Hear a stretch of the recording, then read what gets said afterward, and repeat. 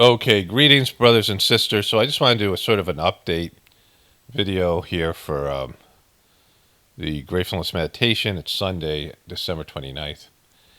And, I had a few comments over the maybe one or two, maybe a few more, where people have said, oh, you stopped talking and there's silence for 30 minutes in the individual sittings. Now, there's always the chance that somebody will come and find a video that just randomly find a meditation video without watching any of the other things. And so, sometimes it takes me 3-4 days to come and answer comments here, just because I'm not focused on this channel.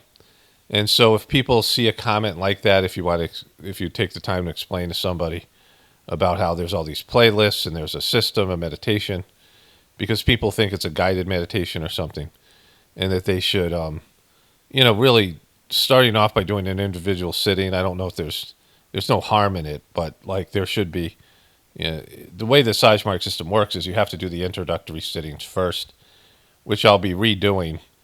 But ever since I've been reading the Preceptor book, and I've been giving my wife individual sittings, and there's just been a change and a shift in the sittings, and I've noticed the sittings that already exist there are working better. I just did the 3 sittings on on one day, the 3 intensive sittings that you do in the morning, evening, and the afternoon, and I had a really great experience with them, even the best experience I've had since doing them. So the sittings are working better, whatever the reason. At least for me, they are. They're more. I would say dynamic is the word, which I talk about in another voiceover I'm going to add to this one. And so, all these, this channel works in a way where everything has an introductory explanation. And every once in a while, people should re-listen to those introductory explanations. There's also references to literature, and reading the literature is really important. There's PDF books out there, and there's books on the internet. I don't know if there's a Sahaj Marg bookstore anymore that used to be in California. I think everything's now that Heartfulness Life goofy thing where they are no longer selling books that are other than dodgies for the most part. So I don't know but there are still books out there that show up on eBay and these other places if you search for Sahaj Marg or P. Rajagopalachari or these things. And like I said before, collecting these books is kind of essential, and they're, any of the books, there's a companion written by this guy, Clark Powell, which is interviews with Chargy, where he answers questions. And it's a good, he's an American, so Clark Powell is, I haven't looked at that book in years, but that book's available in different places where you can, hear Clark Powell interview Chargy and Chargy's explanation and answers. So there's, all of these things. And, this YouTube channel functions in a way where there's an explanation for how to do the practice, and everything is comprehensive, and links, and, whatever there is out there. And so people can find the literature. And so listening to the introductions, I feel like it's a well-done channel. I haven't listened to the videos, since I've made them, but when I was making them, I felt really good about, how everything is encapsulated in this channel, so people can do the Sahaj Marg system the way I did it, without the benefits of gatherings and preceptors. But I saw the Dodgy Truther sent me something this morning, or yesterday, and it was a quote from Chargy about all the difficulties in drama with multiple preceptors in a center, which I and many other people experience. So I'm going to include that here because it's important to what we do here. Because, it's just to add to what you're going to hear, because it's going to be a voiceover in the Journey series, upcoming Journey series, 171 or 2, I think 171. And, what it is that there is, when people get roles or they get positions in a spiritual organization, and this tracks in every kind of spiritual organization, and even more so in Sahaj Marg, because there's legitimate spiritual power that's given with these positions. And, preceptors being the start, and then any kind of work that's done if you're in charge of a committee and these things. And there are people who, starting off, have ego involved. Now, if you just come there and you just want to do work, you come into Sahaj Marg's system and you just want to do work, you still have some scars you don't even know about. But there are people who are just naturally ambitious, and they want to be patted on the back. They want to be recognized. They want to be seen. They want something out of it, just like people, who aren't social media, and they need external validation. And I used to have some of that. And it just, like, having the successful YouTube channel and just all of it, like, it's whatever it was. I wanted to be a basketball player when I was younger. But, like, I have no, like, it's just gone. Like, I just don't care about it. I mean, it's just, like, silly. Like, it's, if I had 1 million subscribers as opposed to 200,000, if I got, so many more views, it'd be better for me financially. And it'd be, I feel better about the message getting out there. But if, and it'd be great. Numbers are always, in this kind of situation, the more people that do gratefulness meditation, the better I feel the chances of humanity doing, whatever, in the end, in the future. I mean, this is, to me, the solution. But, as far as my personal, feeling about it, less is always better for me. More means just more of all the bad stuff and more of all the stress stuff. Because, no matter how many great people there are, the more people you get, you're going to get more of the difficult ones.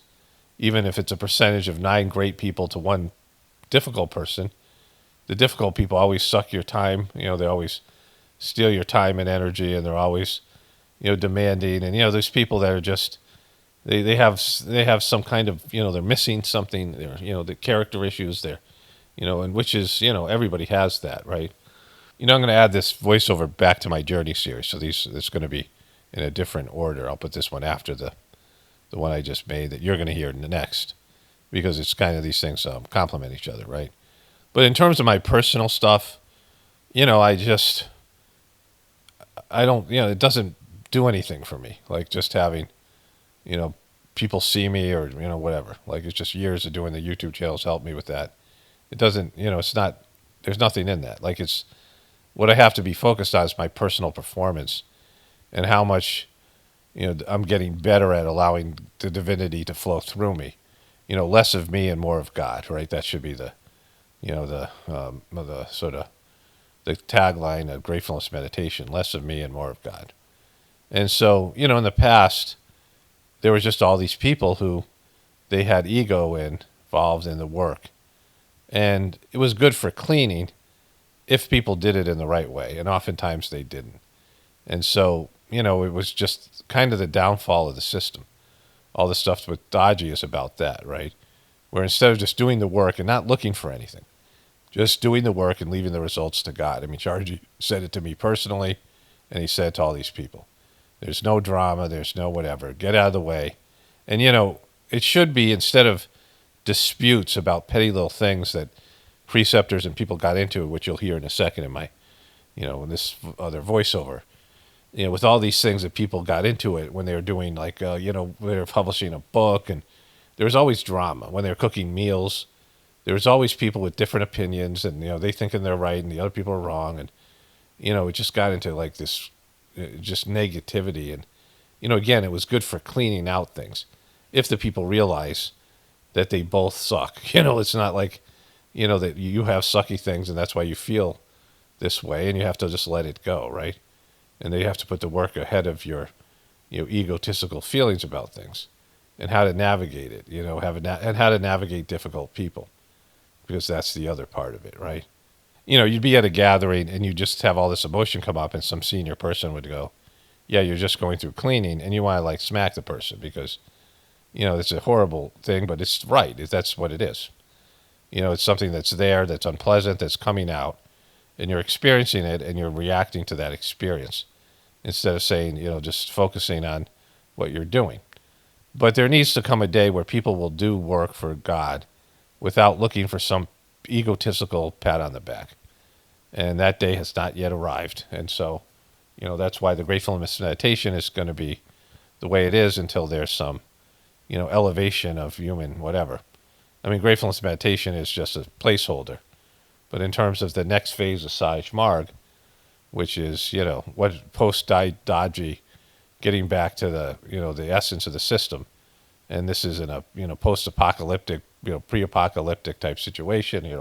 In the apocalypse itself, the upheavals and things, is that people just do the work because they want to do the work, and there's nothing there. And all the people who had ambition and want to be seen and all these things, want the glory or whatever their ego wants, is just those people just have to not be a part of it. Like they just have to either get it, rearrange themselves and adjust themselves to the current situation. But whenever power is given, whenever material power, we know, because this is what I cover on my other, my regular channel, whenever material power, money power, fame power, whatever it is, right?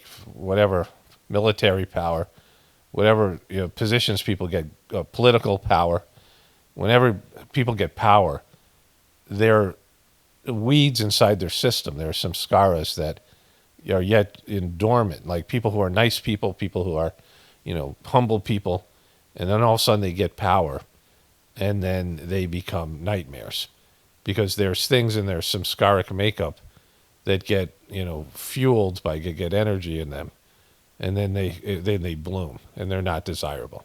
I'll call them weeds, but oftentimes weeds are superfoods and medicinal and things. Like weeds are often better than the cultivated food we have, but just the way people feel about weeds. Weeds in the normal sense of the thing, not in the truth of them. Just like vultures. Vultures are wonderful creatures. Any creature that prevents disease by their cleanup crews, right? Opossums and vultures and crows and things, right? But people associate them with something bad. But anyways, in terms of what people think about weeds, that you're planting a garden, and then when you put the fertilizer in, which is power, you get undesirable things growing in your garden. And that's what, happens to people. And the Sahaj Marg system even more so, because it's spiritual power and it's divine energy. And then these things that are, undesirable traits start to bloom. And if you do the system the way it should be, you recognize that these things are not productive to your spiritual advancement. Ambition and ego and things, and whatever these negative tendencies come out. Power hungry, looking for fame and glory, and whatever. You start recognizing them as being, okay, these things are sprouting. I'm going to allow them to be cleaned out, and that's very easy to do. It just takes some, self-evaluation and recognizing some undesirable things are now blossoming. And unfortunately, no one was, most people weren't able to do that. Or at least the people that weren't able to do it stood out. So I don't know if it's most, maybe a lot of them did, maybe. I mean, there's wonderful preceptors, there's wonderful people in the Sahaj Marg system, but they got overshadowed by all the dicks, like all the, people who were, all the assholes who didn't see what was coming and didn't, adjust themselves accordingly. Didn't deal with all the negativity. But it happens in all these spiritual organizations with all these saints. There's these tendencies for your ego to run amok because you have this spiritual power and you don't recognize what's happening. And you get away from the original purity, your pure intention to just want to serve God. And when you keep to that intention, you just want to serve God without any thought of self-aggrandizement. And then it works, right? And so, when it's something for whatever gratefulness meditation becomes something more, if it grows to something else, if there are gatherings down the road.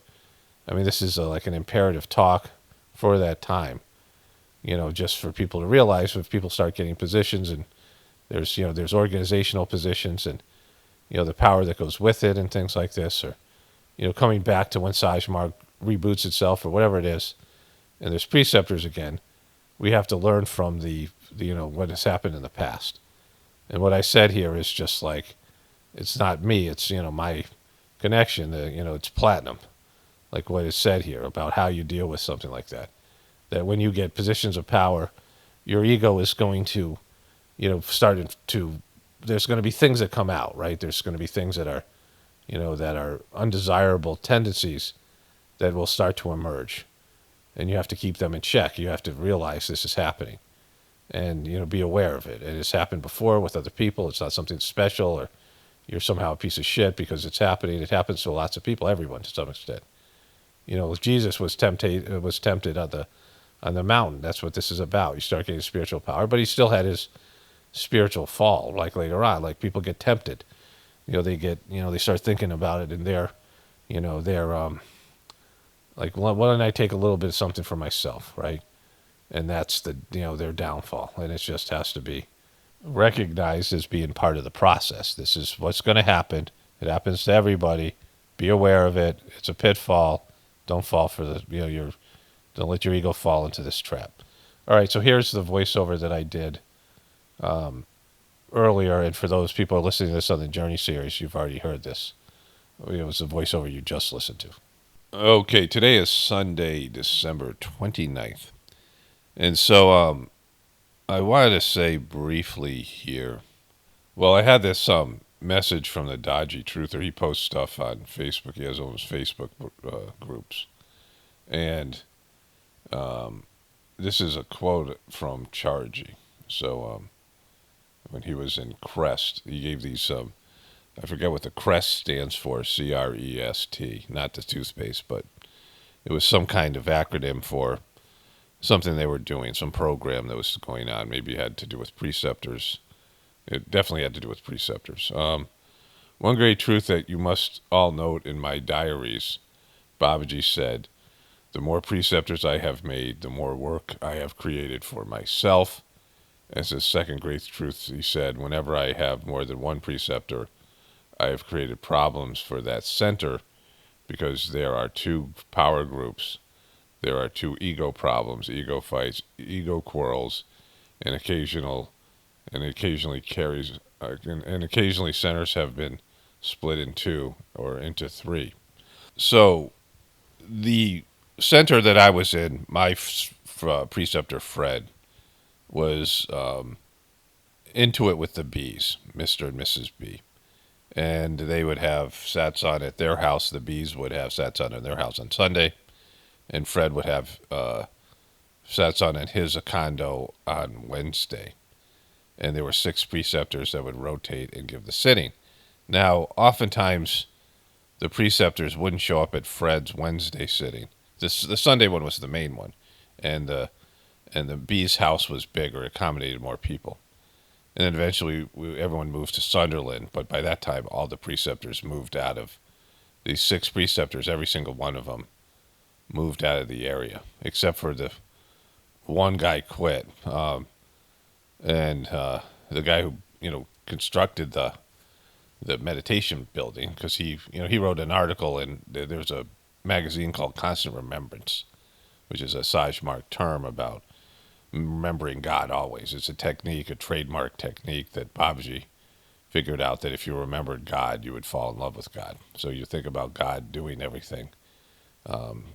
Like instead of you doing it, it was God. Like this idea that like God is giving this talk and not me. There would be this idea constantly that everything that was happening to you and everything you were doing was God, from God and of God, and you were just doing God's work. And when you did this, you didn't create any new samskaras, and you would fall in love with God. Babaji realized that when you remember something, you fall in love with it. Like the more you think about something, the more you eventually will fall in love with it, whatever it is. In this case, God.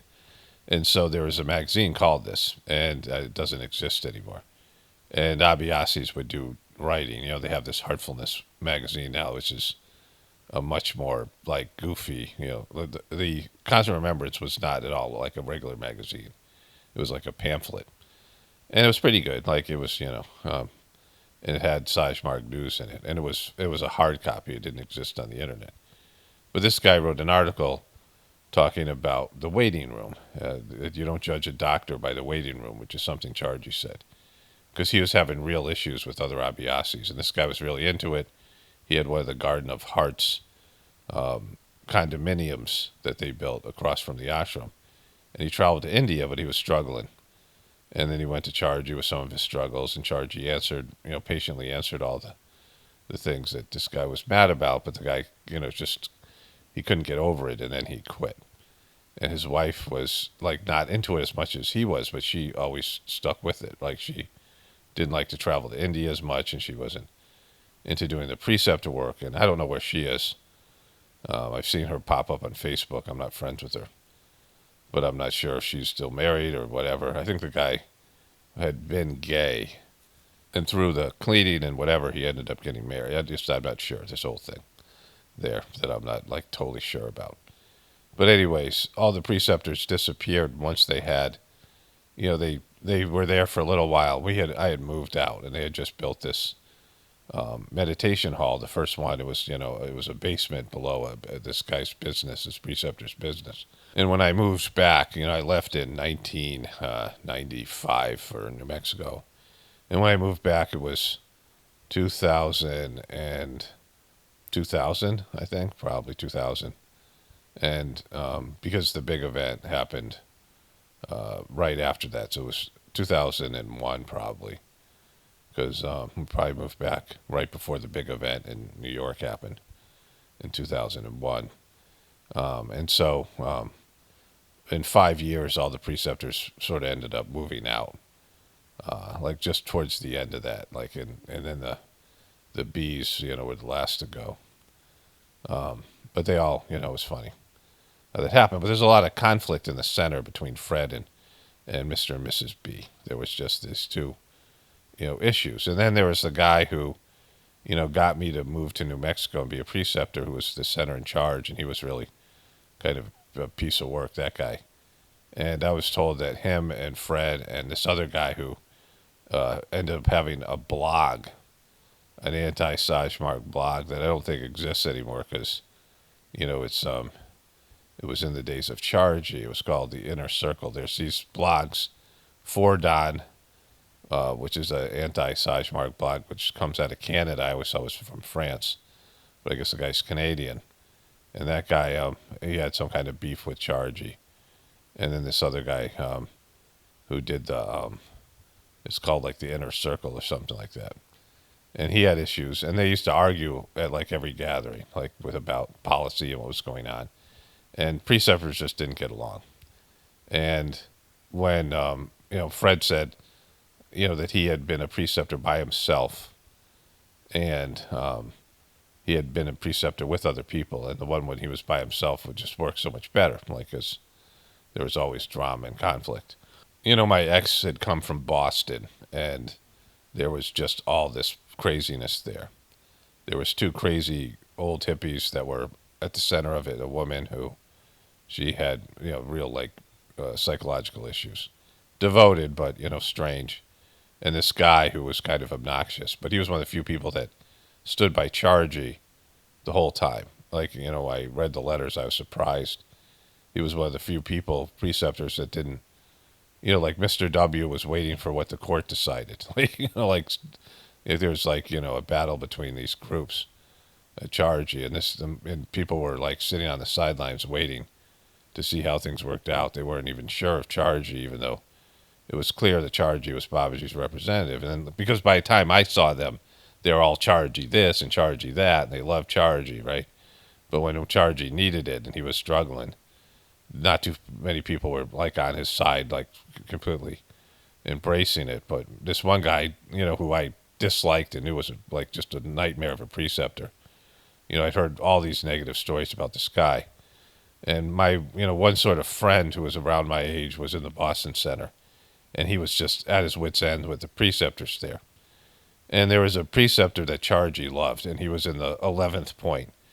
And his wife, he was a really successful businessman, and he was very dynamic. But my friend and my ex had said nothing but great things about how dynamic this preceptor was, how, how great his sittings were and his energy and all these things. And his wife and kids were, his wife and his daughter didn't like him doing the meditation, and he had issues with the other preceptors there. And he ended up quitting, and he was just so close to the central region. He was in the central region, and he was close to, point 11 is the first point in the central region. There's 3.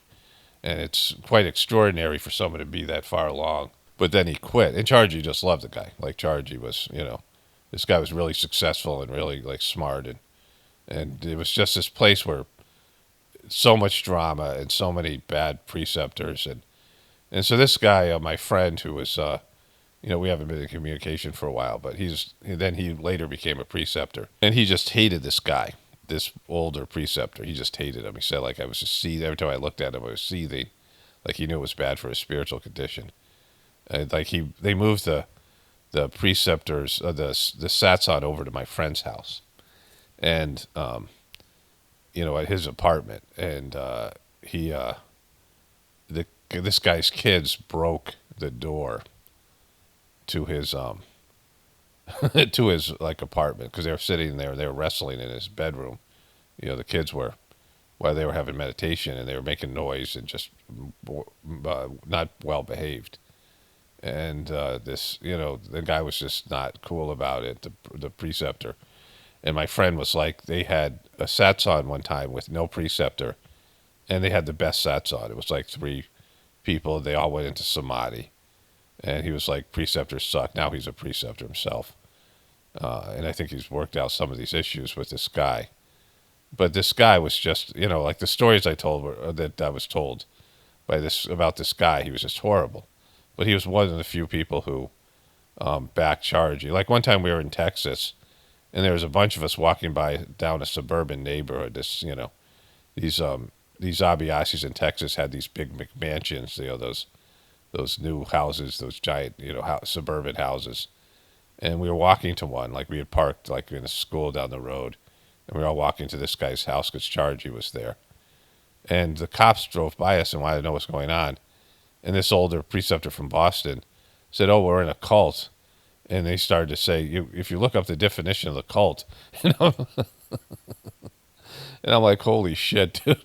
Like, you're going to say that to a cop in Texas that we're walking down the street and we're in a cult? Like, fucking, like just stupid shit. Like, there was a bunch of things like that, right? I guess one time he gave a sitting to an Abiyasi who was someone new, and he just got up and went out and sat on his stoop, it's like his city, like a townhouse or something. And he started smoking a cigarette, and the guy or woman just walked by him, the Abiyasi, and they didn't say a word to each other, like after the sitting, like some kind of weird, just weird shit, right? Like I'd seen some things from this guy, just a nightmare.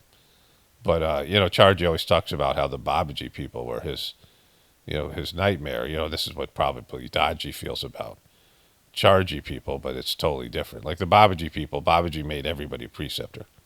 Even if they weren't, like, people who Chargy probably would make preceptors because they just didn't have the right personality for it or whatever. But Babaji, anybody who came to visit him, he made a preceptor because, Babaji had almost nobody. Like he died, maybe there's 5,000 people. And, in America, there was like 100 people, a couple hundred people when Babaji was at the end of his life. And, in Europe, even few. So he'd have, 10 people come from America, like probably, the amount of people who went from America to visit Babaji was like 100, right? So he pretty much made all of them preceptors if they just came to visit him in his house because, it was like he was throwing darts out there, right, just to get it started. But like a lot of the people just didn't have the temperament for it. And just, in general, it's, Babaji's talking about things in India, too, because these preceptors would all get egotistical. Even if some of them were made preceptors because they had such bad past lives, they needed to do a lot of spiritual work to work it off. Like, it wasn't just the cream of the crop that was made preceptors. Often, people who needed to do extra work because of, bad past lives or, they needed to, they needed a little boost. And so, but just, there was a woman who wrote a long letter to Daji. This is like later on. And we talked to this woman. And she had gotten taken advantage of the pranic healer that trained my son. He went off and just got all egotistical. This kid who was a good pranic healer, and he went to Europe and he went in Russia and was cheating people out of their money and not doing, the pranic healing. And Daji had to cut ties with them. And she had this story about it. And then she talked about how a preceptor tried to run her over with a car. So, and we were like, just holy fuck, just there was just so much drama. And you took people who were good Abiyasis and good, nice people and made them preceptors, and they were given this spiritual power and they were put up to a higher spiritual region, and they either fell out, like some of the, Babaji made the Danish people, 6 of them, full preceptors, and like one of them was using LSD, and like he fell, and Babaji, like this guy wrote books. Thomas Mogensen, he wrote a couple of books. I don't think he's practicing anymore. I think he quit, but his books are really good. But he had issues, like he had, he was into drugs, and like Babaji loved these Danish people. But even with that, so it's to understand this system, and the points in the system.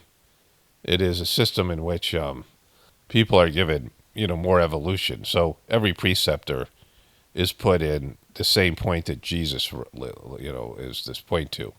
Jesus was in point 2 when he died, and it wasn't charged. He couldn't transmit. So every preceptor is given that much spiritual evolution, 45 years, and then has that point charged. And then that's where they start off in. And if they see chargy, or they go to a lot of gatherings, and they keep up with their practice, they move to other higher points. So they're, and almost every saint, the most they ever reached was point 2. Like all the famous spiritual people were at like point 2.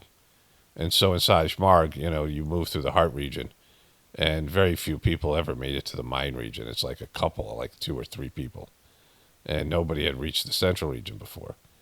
And so, even people had, 10,000 year lives. People who lived, there's people who lived thousands of years at one time on this planet. And many of them were spiritual seekers. Of course, you would come to that if you lived long lives, right? You would come to some kind of at some point you get bored with all the, the materialism. And so, some of those people didn't even make point 1, so point 2, I mean. And so all these people who were preceptors and, abhyasis, they would get moved to these higher levels in these higher regions. And almost every one of them, like, struggled, because it was, it was a lot of spiritual evolution that was more or less gifted to them. And, it wasn't something that they achieved. And so, it was difficult. It was a struggle, right? Because these people, some of them had bad past lives as kings, some of these guys. Some of them, sometimes people had a past life as a saint, but also as a king, or, whatever it was. So these tendencies would come out, especially when they were, or, they were a priest, or a holy man or something in some previous life. And, they had mixed, like those, every person who becomes is sort of uplifted, or becomes, worshipped in a way, issues come in, right? And this is what's had happened. Things were happening like that. So suffices to say, this is about reference to the whole thing with, all of this stuff, that there's always been issues with preceptors and abhyasis and ego. And, Charji held it together. He just held it together. He micromanaged everything, and he didn't let these people, ruin the mission. The people in their egos, and, they all were like, they bow down before him in a sense, just because of their, but I saw a bunch of shit even with that. I mean, there's a lot of drama and a lot of bullshit that was done that had nothing to do with Sahaj Marg, and just hurt the system and whatever. And a lot of headaches for Chargy. I mean, it was really kind of a, this is why, with the Gratefulness meditation, I'm hesitant, because, I'm not really a good leader in these things, right? And, I'm just all of it. Like, I just keeping it on the internet and making it about each person's own personal practice, that it's available, the services, but people have to, it'd be great if we could come together and have gatherings and do all that stuff. But, I know how it gets, right? Like, it just, cleaning takes place, which is part of it, and that's good. But cleaning often results in drama. And when people don't realize what the cleaning is, and then there's just a whole thing with it, right? Just, it's exacerbated. You have these emotions and things that come up at a gathering to be cleaned out. And oftentimes people freak out and have, like, emotional reactions, and then it explodes at other people, and there's all this drama, and just, and just whatever projects were being done, there was always a lot of cleaning, and the people didn't, weren't mature enough to do it in the right way. And so, this is what like I'm aware of, like this whole thing. And this Babaji saying this about the preceptors is a well-known fact. And so when Daji came in and he just was corrupt and a piece of shit, and he failed, and he's got all these people around him who respected Charji but didn't really respect him because they were his contemporaries. They were people he hung with. Maybe they put pressure on Charji to make him they all had their ideas of, things they thought the mission should do. And they were all bad ideas, like joining the UN and all that shit, because they're all, upward climbers. They're all, not good Abhyasis, and they have bad tendencies, and they were Asuric kings in a previous life, and all these things have come up, and they're rich men, and, they don't really, they're arrogant, and they just, like, all the things that Charji said about them. And so, the Daji thing was inevitable. It wasn't like the mission was great. And, the people who, like, there's tons of saints, like just the salt of the earth, the best people that do the hard work and keep the mission going, right? There's tons of these people, and you don't see any of them. The work is there. Like, you benefit from the work. People who volunteer and put a gathering together, and they work, long hours at their job, and then they, do work they're giving sittings as preceptors, and then they're organizing. There's these wonderful people, and I've seen some of them, but like they're hidden. Like, they're not out there. They're not trying to show off. They're not looking for credit, and they're not looking to be, junior little sub masters and whatever. They're just humbly doing the work and devotional and just all the good things you expect from a spiritual person. But those people just get overwhelmed by these big ego fucks, right? It's just a tragic aspect of humanity. Anyways, I got to wrap this one up here, but, you get the idea. Okay, so this is, I'm going to call this important message about spiritual pitfalls and preceptors, something like that. And this is a important video and message about these things, because it's just I need to save this in a couple different places so I have it for whatever, the reference point, because it's something that probably will be important for people to realize in the future. Again, there's a history here, not just in the Sahaj Marg system, but in every organization and every activity where there's power. This is a process that human beings go through. They come in with good intentions, maybe, a little bit of ambition, a little bit of, some holes, some need, some something going on inside of them that is, they need some kind of, whatever, some pat on the back, some recognition, some, whatever it might be. They need something to fill some void inside of them, because people are, empty in some way, and, mistreated, and bad parenting, bad, things that were in past lives, whatever, where there's some kind of wound, a narcissistic wound or something, whatever it might be, things that are hidden, when they're young and they're strong and they're, doe-eyed, innocent and things, and they're going into the world of politics or whatever, in this case, spirituality, and they just want to be a part of it. They want to do, and they want to be, and they want to, they want to contribute, and these things, right? And, they really enthusiastic, and then they get a position of power, and then these tendencies come out. People win the lottery, people become bosses, people get some fame, and then these tendencies come out, right? They're in positions of power, and some negative things they didn't know existed inside of them start to emerge, and they take hold of the person, some kind of like Venom-like situation in the, the Marvel comic books, these symbiotic symbiosis things where the suit, exacerbates some of these negative tendencies in a person, and this power that is given to them. And so it is something that has plagued humanity. It's caused so many saints and spiritual people to fall, and it has to be recognized, and people have to, be aware of it, because it's happened over and over again. Everybody must battle through this. Every person who, is elevated in some way to a higher position, especially in the spiritual world, has to battle these tendencies. Okay, so there's one more piece to this.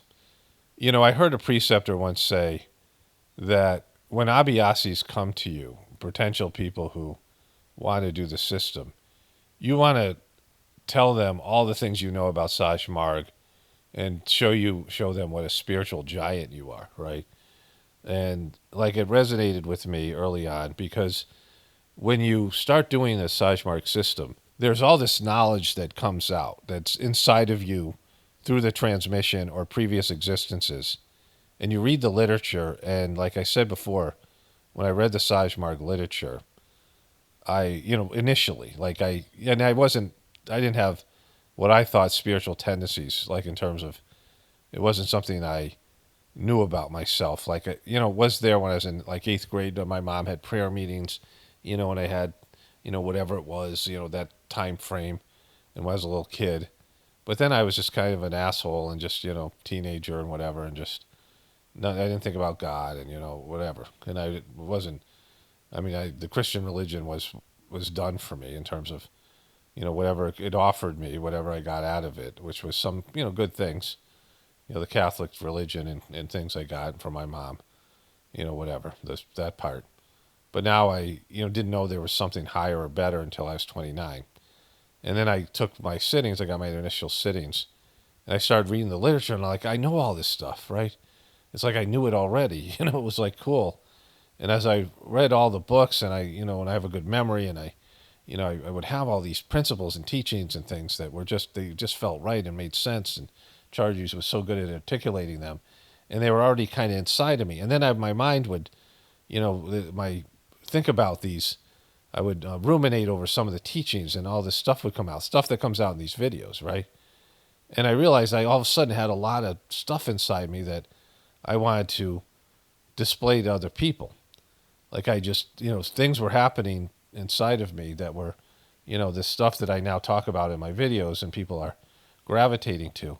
But in normal conversations and with coworkers and, people in my life or other abhyasis, they didn't want to listen to it. Like and they're having their own experiences, and new people coming into the system, you just can't blast them with, lectures about all the stuff about, because they're not ready for it. They're there, coming in as a preceptor. New people coming to you are there for their own reasons, and you have to listen to that and not show them what a spiritual giant you are, like all the knowledge you now have that's been given to you that wasn't there before but is now activated by the Sahaj Marg system. And so as the years went by, I had this stuff inside of me and the information, and I had this need. I remember there was a few young people. There's one young woman in the ashram in Manapakam, and she became like a family friend. She was like friends with my kids and just a nice girl. And she was starting to get into this stuff that, like, my family and I, the farming. She was interested in, all these types of, one of the few people in the Sahaj Marg system that was into alternative, farm techniques. And, there's a guy in the country she was from, Sepp Holzer. And I was talking to her about all these things, and she was really excited about them. Like she was, she was interested in these things. And there's a group of young people who were like kind of like truthers, but they were Indian. And they came over, they're friends with my kids, and I was talking to them about some of these things, right?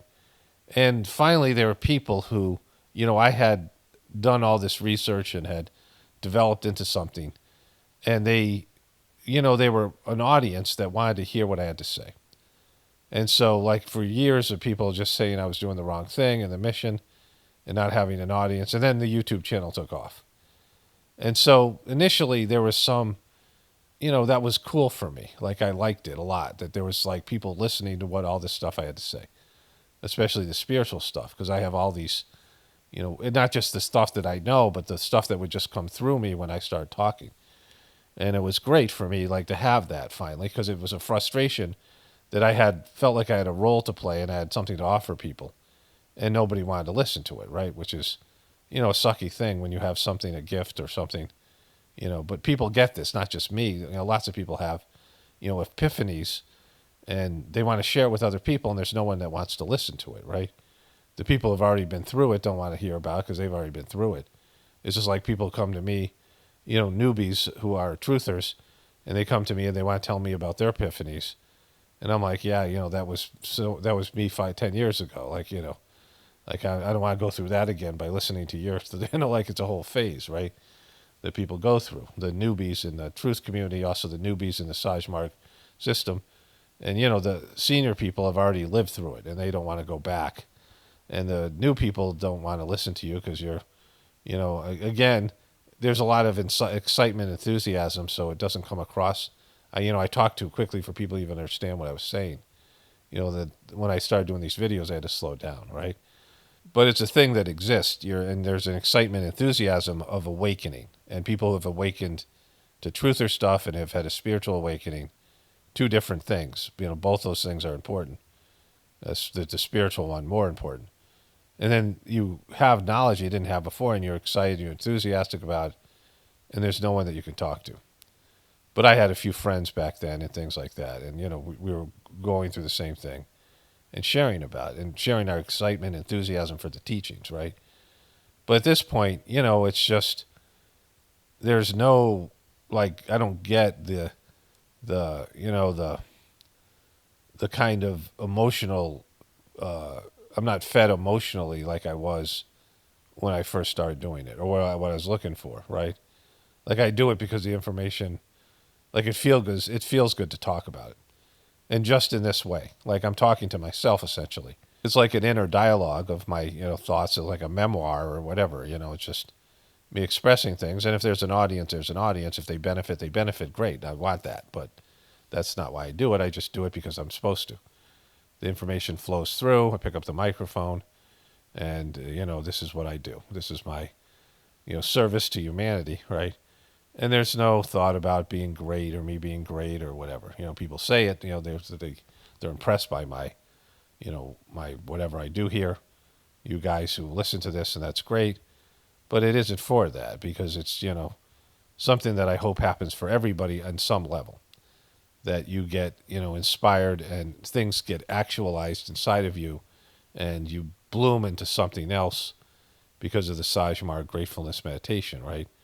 Because this is how that works. The system works, through the transmission and the cleaning, and then the, the knowledge, in some ways, my videos are, a lot of the knowledge that I got that are expressed in the videos here on the Gratefulness meditation or in my journey series or any of these other things, is not a substitute for the books, but it's also the same information that was in the books, things that I read about, things that were, teachings and principles. And since people don't have access to the literature, there's, some of that in all these videos in one way or another, because my lens has been shaped by the literature and the system and practice of the Sahaj Marg system.